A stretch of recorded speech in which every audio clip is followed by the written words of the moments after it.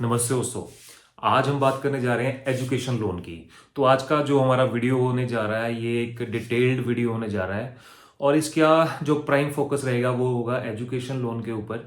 तो अगर आप अपनी एजुकेशन के लिए बैंक के द्वारा फाइनेंस चाहते हैं तो उसमें कौन से डॉक्यूमेंट्स लगेंगे, कौन सी पढ़ाई के लिए आपका जो एजुकेशन लोन है वो हो सकता है, कितने टाइम के लिए चलेगा, कितने टाइम आपको फीस मिलेगी, कितने पार्ट्स में फीस मिलेगी, कितना बैंक का कंट्रीब्यूशन होगा, कितना आपका अपना कंट्रीब्यूशन होगा, उसके बाद इसका रीपेमेंट पीरियड कितने टाइम के लिए होगा, उसमें मोराटोरियम पीरियड मिलेगा, हॉलिडे पीरियड मिलेगा। वो सारी जो डिटेल्स हैं एजुकेशन लोन की और जो हमारे एक छोटे छोटे क्वेश्चंस होते हैं उनको इसमें हम डिटेल में डिस्कस करेंगे। इससे पहले हमने एक वीडियो बनाया था, जो प्रीवियस वीडियो हाउसिंग लोन के ऊपर था, वो तकरीबन 20-22 मिनट का था और उसमें माइन्यूट से माइन्यूट जो चीज़ें थी वो हमने कवर करी थी और उसको आपने बहुत पसंद किया है, सो थैंक यू सो मच। और उसमें कुछ क्वेश्चंस ऐसे थे जो अनआंसर्ड थे या कुछ चीज़ें ऐसी थी जो कि हम रूटीन में जब प्रैक्टिकली उस चीज़ में पढ़ते हैं हाउसिंग लोन लेने के लिए, तब हमारे मन में आता है कि यार ये चीज़ कैसे करनी है, ये कैसे करनी है। सिमिलरली आज हम जो एजुकेशन लोन की बात करने जा रहे हैं ये भी एक डिटेल्ड वीडियो होगा। इसमें A to Z पूरी तरह से आपको प्रॉपरली मैं समझाऊंगा कि जब आप पहले दिन सोचते हैं कि मेरे को अपनी पढ़ाई के लिए एजुकेशन लोन चाहिए तो कहाँ से आपको स्टार्ट करना है, कौन से डॉक्यूमेंट्स आपको चाहिए और कैसे वो सारा प्रोसेस होगा। तो आइए शुरू करते हैं फिर। तो सबसे पहले मैं मोटी मोटी आपको एक चीज़ बतानी चाहता हूँ कि जो एजुकेशन लोन है खास करके जो गवर्नमेंट बैंक्स में है वो आप 10+2 के बाद अपनी ग्रेजुएशन के लिए ले सकते हैं या ग्रेजुएशन कंप्लीट करने के बाद पोस्ट ग्रेजुएट डिप्लोमा के लिए ले सकते हैं या फिर पोस्ट ग्रेजुएशन के लिए जो मास्टर डिग्री होती है उसके लिए ले सकते हैं या बैंक टू बैंक कुछ अलग अलग जो डिप्लोमास होंगे, कोर्सेज होंगे, वो बैंक टू बैंक वेरी करेंगे। तो आप अगर किसी भी एजुकेशन लोन के लिए अप्लाई करना चाहते हैं तो पहले अपने बैंक से कंसर्न उनसे कर लीजिए, बात कर लीजिए कि कौन सा मतलब जो आप पढ़ाई करने जा रहे हैं उसके लिए वो एजुकेशन लोन देते हैं कि नहीं देते हैं।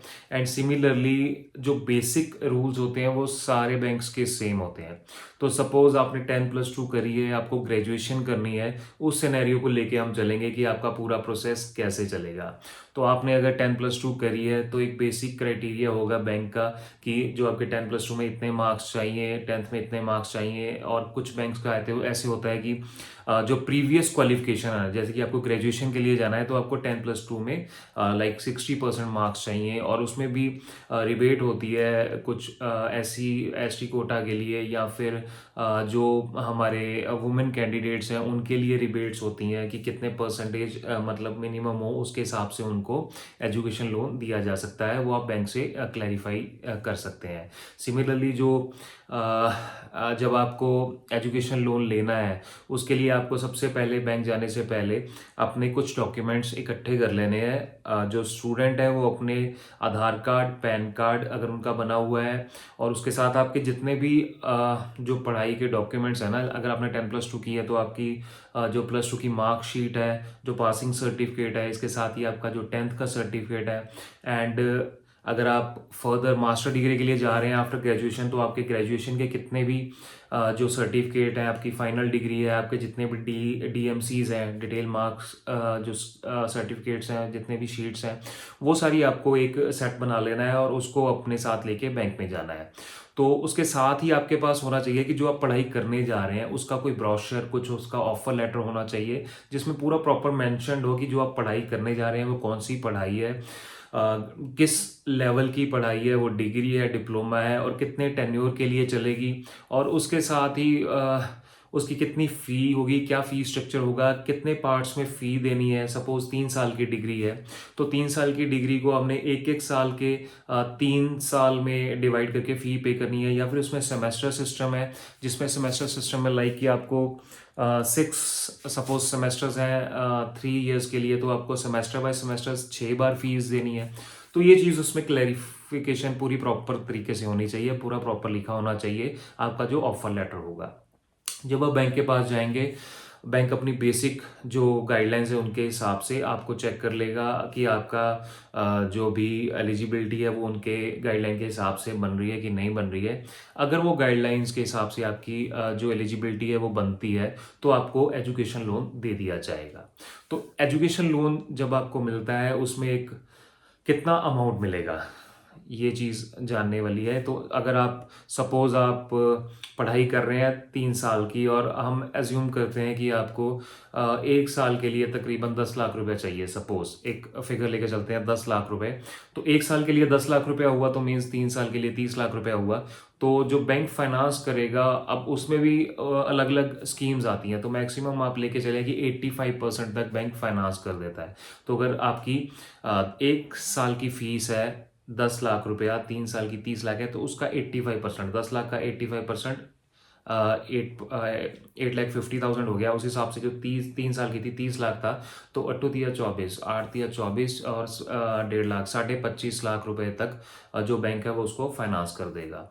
तो 30 लाख का आपका टोटल प्रोजेक्ट कॉस्ट था, उसमें से 25.5 लाख आपको बैंक ने दे दिया और जो बाकी का आपका 15% था जो 4.5 लाख रुपए था वो आपने अपने खुद से पॉकेट से देना है। सिमिलरली कुछ प्रीमियर इंस्टीट्यूट्स होते हैं और बैंक की गाइडलाइंस के हिसाब से अगर आप उन इंस्टीट्यूट्स में पढ़ते हैं तो वो मार्जिन कम भी हो सकता है, अप टू 5% या फिर 0% भी मार्जिन हो सकता है। बैंक 100% फाइनेंस भी कर सकता है। तो वो डिपेंड करता है आप कहाँ पे एडमिशन ले रहे हो और आपका फीस स्ट्रक्चर क्या है। सिमिलरली अभी उसके बाद जब आप फीस लेने जाते हो उसमें सपोज आपका जो लोन है वो सैंक्शन हो गया। सैंक्शन होने के बाद जो फी बैंक के द्वारा पे करने का एक पर्टिकुलर फॉर्मेट होता है। सपोज आपने 30 लाख रुपए का टोटल फी स्ट्रक्चर था, उसमें आपको 25.5 लाख रुपए बैंक ने फाइनेंस कर दिया। तो ऐसे नहीं है कि आपको बैंक इकट्ठा दे देगा, आपका डिपेंड करेगा आपको जो फीस मिलनी है वो उसी हिसाब से उसी प्रोपोर्शन में मिलेगी जिस हिसाब से आपकी फीस जाएगी। सपोज आपको साल दर साल आपकी फीस जानी है तो पहले साल 8.5 लाख रुपए बैंक देगा। हम 85% वाले सिनेरियो में लेके चल रहे हैं कि 85% बैंक फाइनेंस कर देता है। तो 8.5 लाख रुपए बैंक देगा, 1.5 लाख आपको अपनी पॉकेट से डालना है, वो सारा इकट्ठा डायरेक्ट फीस आपके कॉलेज को जाएगी, यूनिवर्सिटी को जाएगी। सेकेंडली अगले साल फिर जो आपका 8.5 लाख रुपया बैंक दे देगा, 1.5 लाख आप मार्जिन डालोगे और फिर वो यूनिवर्सिटी को चला जाएगा। और थर्ड ईयर का भी जब भी डिमांड आएगी यूनिवर्सिटी की तरफ से आप बैंक में प्रेजेंट करोगे और 8.5 लाख रुपए बैंक देगा और 1.5 लाख रुपए आप डालोगे और टोटल 10 लाख रुपए यूनिवर्सिटी को चला जाएगा। अब बात करते हैं रेट ऑफ इंटरेस्ट की। तो जो रेट ऑफ इंटरेस्ट है उसमें देखिए वो बैंक की गाइडलाइन के हिसाब से होता है, लेकिन अगर आप प्रीमियर इंस्टीट्यूट में पढ़ रहे हो तो आपको उसमें कंसेशन भी मिलेगा, आपको सब्सिडी भी मिलती है। तो वो डिपेंड करती है आप कौन सी स्कीम में जो आपका लोन है वो प्रोसेस हो रहा है। और इसके साथ ही जो आपका इंटरेस्ट लगने का प्रोसेस है वो भी मैं आपको बता देता हूँ। सपोज आपने पहले साल के लिए 8.5 लाख रुपए बैंक से लिया, 1.5 लाख तो आपने अपना मार्जिन डाला था, लेकिन 8.5 लाख रुपए आपने बैंक से लिया। जो आपका 25.5 लाख रुपए टोटल सैंक्शन हुआ था उस 25.5 लाख में से आपने 8.5 लाख रुपए पहले साल में ले लिया। तो पहले साल के लिए जो रेट ऑफ इंटरेस्ट लगेगा, जो टोटल इंटरेस्ट लगेगा वो आपको 8.5 लाख रुपए के लिए लगेगा, टोटल अमाउंट के लिए नहीं लगेगा।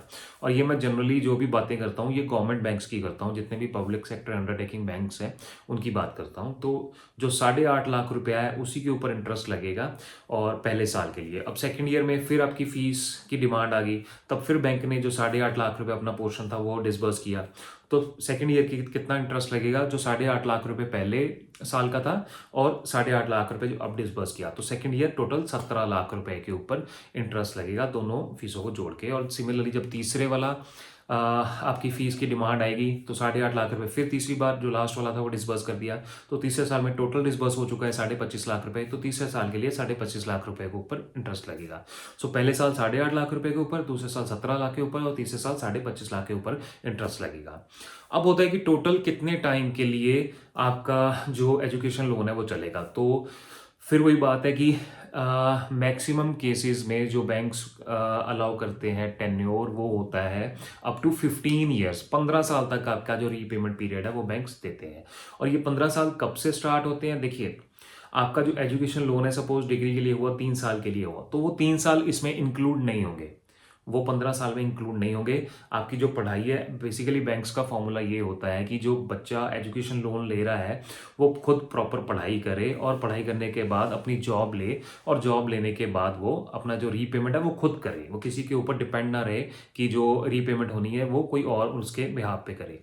तो बैंक ने स्ट्रक्चर ऐसे बनाया है कि आप 3 साल तक अगर आपकी पढ़ाई है तो उस पढ़ाई को कंप्लीट कीजिए, उसके बाद फर्दर बैंक आपको टाइम देता है 6 महीने साल का कि आपको जॉब लगने के लिए उसमें टाइम लगेगा, तो उसमें आपकी किस्त स्टार्ट ना हो, जो आपकी इंस्टॉलमेंट है वो स्टार्ट ना हो, तो फर्दर आपको टाइम दिया जाएगा। और वो जो मोराटोरियम पीरियड फर्दर दिया जाएगा उसके कंप्लीट होने के बाद फिर आपको तकरीबन 15 साल के लिए आपका जो रीपेमेंट जो शेड्यूल है वो तैयार किया जाएगा। बेसिकली अगर आप 3 साल की डिग्री कर रहे हैं तो आपका जो टोटल लोन का टेन्योर होगा वो 18-19 साल हो सकता है। और इसमें ये नहीं है कि आप साथ के साथ रीपेमेंट नहीं कर सकते हैं, कोई प्री पेमेंट पेनल्टी नहीं होती गवर्नमेंट बैंक्स में, और जितना भी आप एक्स्ट्रा अमाउंट पे करना चाहते हैं वो आप पे भी कर सकते हैं। और जब भी आपके पास कुछ एक्स्ट्रा आ रहा है, कुछ एक्स्ट्रा इंस्टॉलमेंट बढ़ा के आप जब भी उसमें डालना चाहते हैं अपने लोन में, तो वो आप डाल सकते हैं। तो दोस्तों ये हुआ एजुकेशन लोन का पूरा स्ट्रक्चर कि कैसे कैसे चलना है। और जब आप एजुकेशन लोन लेते हो इसमें दो चीज़ें और देखने वाली हैं, वो है सिक्योरिटी की। तो एज पर गाइडलाइंस 7.5 लाख रुपए तक आपको सिक्योरिटी नहीं देनी पड़ती, कोई कोलेटरल सिक्योरिटी नहीं देनी पड़ती, मीन्स कि कोई भी आपको प्रॉपर्टी अटैच नहीं करवानी पड़ती अपनी। तो अगर आप 7.5 लाख रुपए तक लोन ले रहे हैं तो उसमें आपको कोई प्रॉपर्टी अटैच नहीं होगी। तो इसका मतलब यह है कि अगर सपोज आपका 3 साल का कोर्स है या पढ़ाई या जो भी है, तो आप 3 साल के लिए साल साल की फीस दे रहे हैं। तो इसमें एक चीज़ ध्यान देने वाली है जो कि बहुत सारे बच्चे कंफ्यूज होते हैं कि क्या वो जो 7.5 लाख रुपए है बिना प्रॉपर्टी, बिना कोई कोलेटरल दिए, बिना कोई सिक्योरिटी एक्स्ट्रा अपनी तरफ से दिए, क्या वो 7.5 का 7.5 लाख एक बार में मिल सकता है? अगर आपकी पढ़ाई 3 साल की है तो आपको 7.5 लाख रुपए एक साल की फीस के लिए नहीं मिलेगा। उसका सिंपल फंडा है कि वो जो अगर आपकी 3 साल की पढ़ाई है तो जो 7.5 लाख रुपए है वो ढाई लाख रुपए करके तीनों सालों में डिवाइड होगा। और अगर आपका जो टोटल फीस है एक साल की 10 लाख भी है, तो अगर आप विदाउट कोलेटरल सिक्योरिटी ले रहे हैं तो आपको पहले साल में 2.5 लाख रुपया ही मिलेगा, और बाकी का 7.5 लाख रुपया है वो आपको अपने से डालना पड़ेगा। सो ये ध्यान देने वाली बात है। अगर 7.5 लाख से ऊपर हम लोन लेते हैं और कोलेटरल सिक्योरिटी हम दे रहे हैं, तो जितनी कोलेटरल सिक्योरिटी, मान लो घर दे रहे हैं हम सिक्योरिटी में, तो उस सिक्योरिटी का 100% फाइनेंस तक हो सकता है लोन के फॉर्म में। अब मैं आपको समझाता हूँ कि वो कैलकुलेशंस में कैसे आएगा। सपोज आपके पास घर है, घर की वैल्यू है 25.5 लाख रुपए, ठीक है। 30 लाख का आपका टोटल फीस लगेगी, 3 साल की 10-10 लाख रुपए करके 3 साल की 30 लाख रुपए लगेगी। अब 30 लाख का 85% बैंक फाइनेंस कर सकता है मैक्सिमम, तो 30 लाख का मैक्सिमम कितना हो गया फाइनेंस आपको मिलेगा बैंक से? 25.5 लाख रुपए, जो कि 7.5 करके आपको 3 साल में मिलेगा। तो बैंक ने 30 लाख का 25.5 लाख रुपए टोटल फाइनेंस करना है 3 सालों में। अब आपको जो सिक्योरिटी देनी है, जो प्रॉपर्टी देनी है, उसकी रियलाइजेबल वैल्यू, उसकी जो रियलाइजेबल वैल्यू है वो 25.5 लाख रुपया होनी चाहिए। समझ गए? अभी इसमें आप देखिए एक चीज़ और मैं आपको बतानी चाहूँगा, जो सिक्योरिटी हम दे रहे हैं, मान लो कोई प्रॉपर्टी दे रहे हैं, कोई घर दे रहे हैं, कोई शॉप दे रहे हैं, उसकी रियलाइजेबल वैल्यू क्या होती है? कोई भी प्रॉपर्टी है उसकी जो मार्केट वैल्यू होती है वो सबसे ज़्यादा होती है। सपोज 10 रुपए किसी प्रॉपर्टी की मार्केट वैल्यू है, तो उसकी जो रियलाइजेबल वैल्यू होगी कि जो ठीक ठाक हम बेच सकते हैं किसी टाइम पे, वो उसकी तकरीबन अगर हम आज के सिनेरियो में लेके चले तो 85-90% होती है। तो 10 रुपए की चीज़ है, उसकी रियलाइजेबल वैल्यू 9 रुपए है। मार्केट वैल्यू 10 रुपए थी तो रियलाइजेबल वैल्यू सपोज 9 रुपए हो गई। उसके बाद आती है डिस्ट्रेस वैल्यू, कि अगर बेचनी है, मतलब बिल्कुल ही हमें यह है कि गिर के बेचनी है कि बेचनी है, तो उस हिसाब से उसका भी जो मार्केट वैल्यू है उसका भी तकरीबन 30% डाउन हम चले जाते हैं। तो अगर 10 रुपए की मार्केट वैल्यू है तो 7 रुपए उसमें उसकी डिस्ट्रेस जो वैल्यू होगी वो होगी। तो इन दैट केस, जैसे कि मैंने बताया कि जो प्रॉपर्टी की वैल्यू है, अगर मार्केट वैल्यू उसकी आप लेके चलो कि 30 लाख रुपया होगी, तभी उसकी जो रियलाइजेबल वैल्यू होगी वो अगर 85-90% हम लेके चलते हैं तब वो 25, 25.5, 27 लाख के बीच में होगी। तब आप 100% उस प्रॉपर्टी के अगेंस्ट जो 85% बैंक फाइनेंस कर रहा था अपनी टोटल फीस के अगेंस्ट, तब आपका जो टोटल फीस बनेगी जो बैंक फाइनेंस करेगा वो 25.5 लाख रुपया करेगा। सो दोस्तों, जब भी आप कोई सिक्योरिटी देते हो प्रॉपर्टी के रूप में या फिर कोई शॉप के रूप में, कोई घर के रूप में, तो उस पे बैंक का लियन चढ़ जाता है, जो फ़र्दे हैं उसका लियन चढ़ जाता है। और जब आप लोन क्लोज कर देते हो उसके बाद आपको एनओसी लेनी है बैंक से, और उस लियन को जो आपका तहसील है वहाँ पे जाके उससे लियन हटवानी है। और ये जो लियन चढ़वाने का प्रोसेस है सिक्योरिटी देने के बाद, और उसको उतरवाने का पूरा प्रोसेस है, वो मैंने पिछले वीडियो में, हाउसिंग लोन वाले वीडियो में पूरी डिटेल में डिस्कस किया है। तो अगर आप उसके बारे में जानना चाहते हो तो आप जो हमारा हाउसिंग लोन वाला वीडियो उसको देख लो। उसमें आपको प्रॉपरली पता चल जाएगा कि कैसे हमने जब एजुकेशन हाउसिंग लोन, क्योंकि हाउसिंग लोन और एजुकेशन लोन में अगर हम प्रॉपर्टी दे रहे हैं तो प्रॉपर्टी प्रोसेस होने का उसका जो ईएमटी हो रहा है, इक्विटेबल मॉर्गेज हो रहा है, वो प्रोसेस सेम है, एग्जैक्ट सेम है। तो जब हम प्रॉपर्टी दे रहे हैं बैंक को, तो उसमें जो प्रॉपर्टी के ऊपर लियन नोट होगा, बैंक का नाम चढ़ेगा। उसके लिए हमें तहसील में जाना है, तहसील में जाके उसके बाद उसकी जो प्रॉपर्टी के ऊपर नाम चढ़ा देंगे जो पटवारी हैं। उसके बाद जब भी वो प्रॉपर्टी रिलीज होगी उसमें से पटवारी उनका नाम हटवा भी लेंगे। और एक चीज़ और मैं आपको बतानी चाहूँगा कि जो प्रॉपर्टी जब हम देते हैं बैंक में 7.5 लाख रुपए के ऊपर अगर एजुकेशन लोन है और प्रॉपर्टी देनी है, तो उसमें उसकी लीगल रिपोर्ट और वैल्यूएशन होगी। तो जो लीगल रिपोर्ट है वो हम जो बैंक के पैनल के लॉयर होते हैं वो बनाते हैं। तो वो उसमें देखते हैं कि कोई प्रॉपर्टी में कोई इश्यू तो नहीं रहा पिछले 15 साल में, 30 साल में। और इसकी भी मैं जो पूरा फंडा है जो 15 साल 30 साल वाला, वो भी मैंने पिछले वीडियो में पूरा प्रॉपर डिस्कस किया हुआ है। तो उसको आप देख सकते हैं कि हाउसिंग लोन वाले वीडियो में कि कैसे कैसे लीगल रिपोर्ट बनवानी है हमने लॉयर से। एंड सिमिलरली जो वैल्यूएशन होती है, प्रॉपर्टी की वैल्यूएशन कैसी होनी है और क्या क्या उसमें प्रोसेस है, वो भी आप उस वीडियो में जाके डिटेल में देख सकते हैं। तो बेसिकली एजुकेशन लोन में भी जब हम प्रॉपर्टी सिक्योरिटी दे रहे हैं 7.5 लाख के ऊपर वाले लोन के लिए, तो उसमें हमें एक लीगल रिपोर्ट बनानी पड़ेगी और वैल्यूएशन रिपोर्ट बनानी पड़ेगी। और उसके बाद जब लोन प्रोसेस हो जाता है तो प्रॉपर्टी की इंश्योरेंस भी होती है, ताकि कोई डैमेज होता है प्रॉपर्टी को तो वो पूरा कवर्ड रहे और आपका जो लोन है वो पूरी तरह से सिक्योर रहे। तो जब आपका पूरा लोन क्लोज हो जाता है उसके बाद आपको जो लियन है, बैंक की जो लियन है, उसको आपको तहसील में जाके, उसका भी एक प्रॉपर प्रोसेस है। आप बैंक से एनओसी लोगे, उस एनओसी में पूरा खसरा नंबर मेंशन होंगे।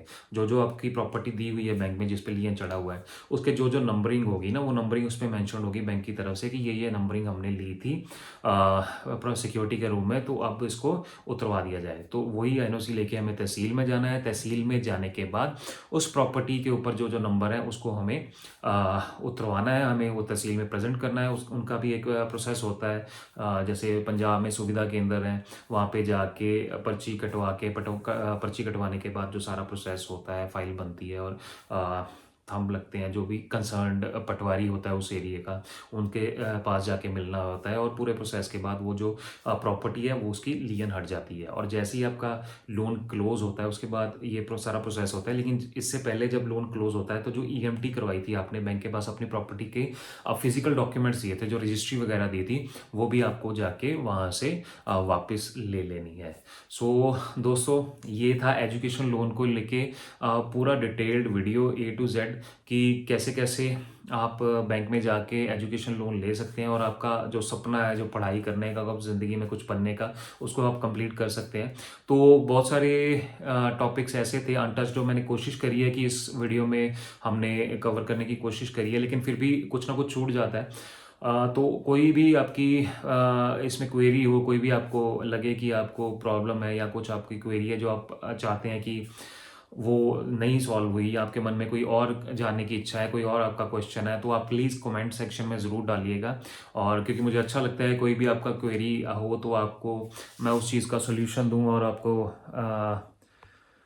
उस चीज़ में बताऊं कि कैसे कैसे सॉल्यूशन निकल सकता है। क्योंकि बहुत सारी चीज़ें ऐसी होती हैं जब हम एक्चुअली एजुकेशन लोन लेने जाते हैं या कोई भी लोन लेने जाके के लिए बैंक में जाते हैं, तब नई नई चीज़ें निकल के आती हैं और हमारे मन में डाउट्स होता है। तो अगर आप भी एजुकेशन लोन के लिए प्लान कर रहे हैं और इस वीडियो को देख रहे हैं, तो आपके मन में कोई भी क्वेरी हो तो आप नीचे कमेंट कीजिएगा और मुझे अच्छा लगेगा आपकी क्वेरीज का जवाब देके।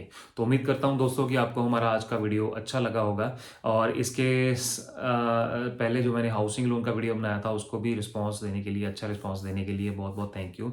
कुछ दोस्तों ने हमें क्वेरीज भी पूछी थी, उसका भी मैंने जवाब दिया है और पर्सनल लेवल पे भी उन्हें मैसेज करके बताया है।